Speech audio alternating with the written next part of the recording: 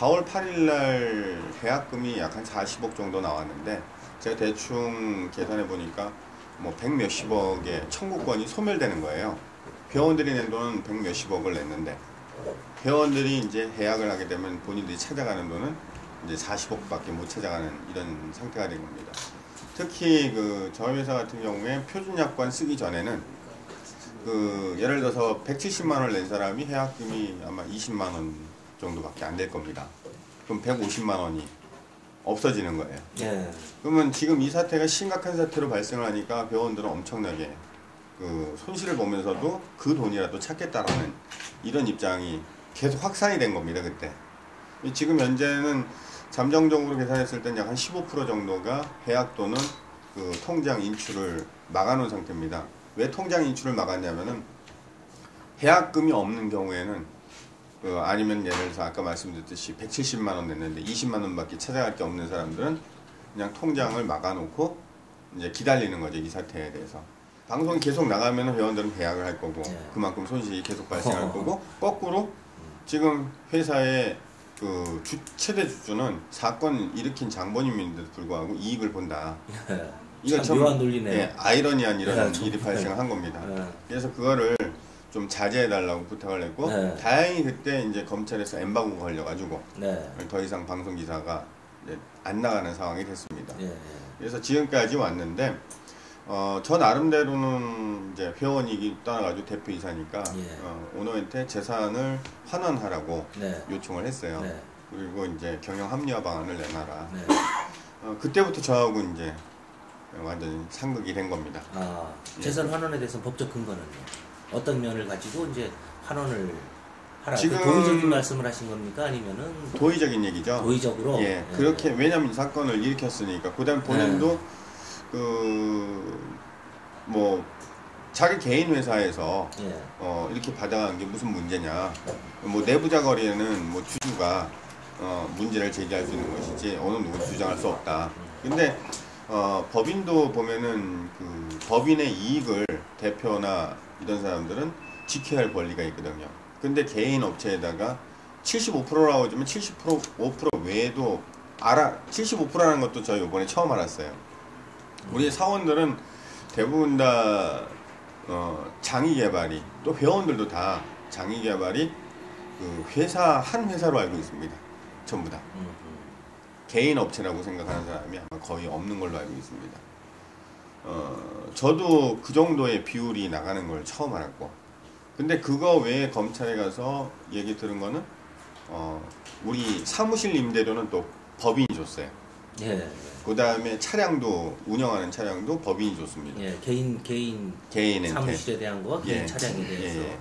그 다음에 이제 기타 거기 장비 같은 것들도 법인이 줬습니다. 그러면 결국에는 80%가 넘는.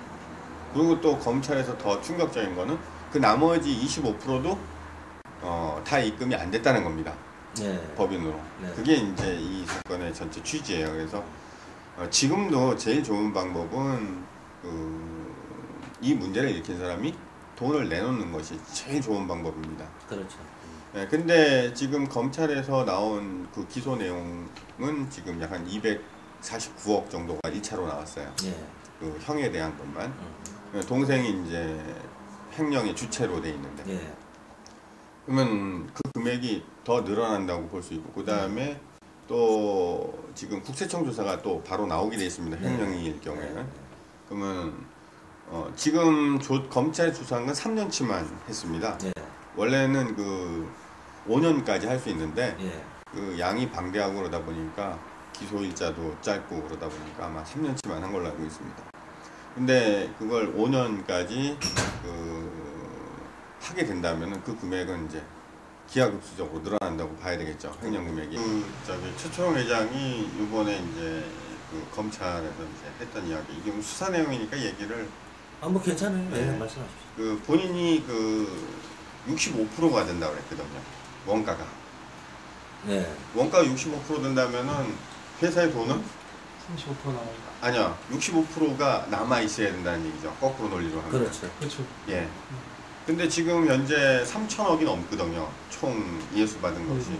3,500억이라고 검찰에서는 얘기를 하는데 3,500억에 840억, 좀 1,000억이라고 보더라도 남은 돈은 30%밖에 안 되니까 그러면 35%는 경영 부실이라는 얘기죠.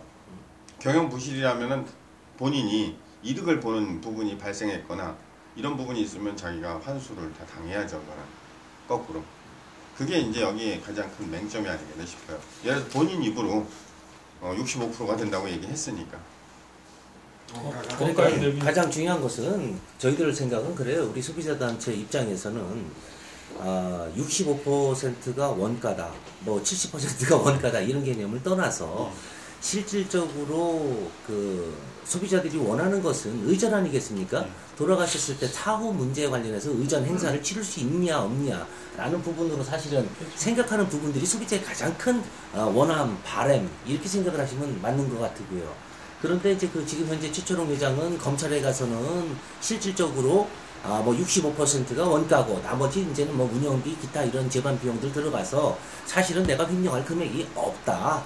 그러니까 그 횡령 금액 자체는 실제 불려졌거나 내지는 어떠한 부실한 입장에서 생겨난 일이다라는 자기의 합리성을 주장을 했던 것 뿐이고 지금 현재 뭐 가장 중요한 거는 그 자기 나름대로 또 여기 나와서는 해약금 즉 해약은 뭐 10% 20%를 저기 어떤 내규에 의해서 몇 년간 어떻게 했으면 얼마를 불입했으면 소비자가 거기에 따른 해약금을 따져봤을 때에는 해약하면 또 남는다. 혹은 해약금 정도는 줄 수 있다 라고 생각하는 이 구조적인 문제 이것이 지금 현재 가장 큰 문제인 것 같아요. 다만 한 가지 아까 우리 이 의원님 말씀하셨다시피 어떻게 예방하느냐 추후 지금 현재 이 문제점이 터졌을 때 과연 소비자들이 먼저 어떠한 문제가 터질 거를 우리 함께 하시는 분들이 어떠한 의견을 모아서 정말 앞으로 상당히 심각한 문제가 야기될 수도 있다. 그로 인해서 나의 고객 또 나의 소비자를 보호할 수밖에 없는 그러한 상황으로 만들어지는 거 이것이 가장 중요하지 않을까 이 생각되는데 어떻게 생각하세요? 그게 지금 현재는 핵심 포인트 같습니다.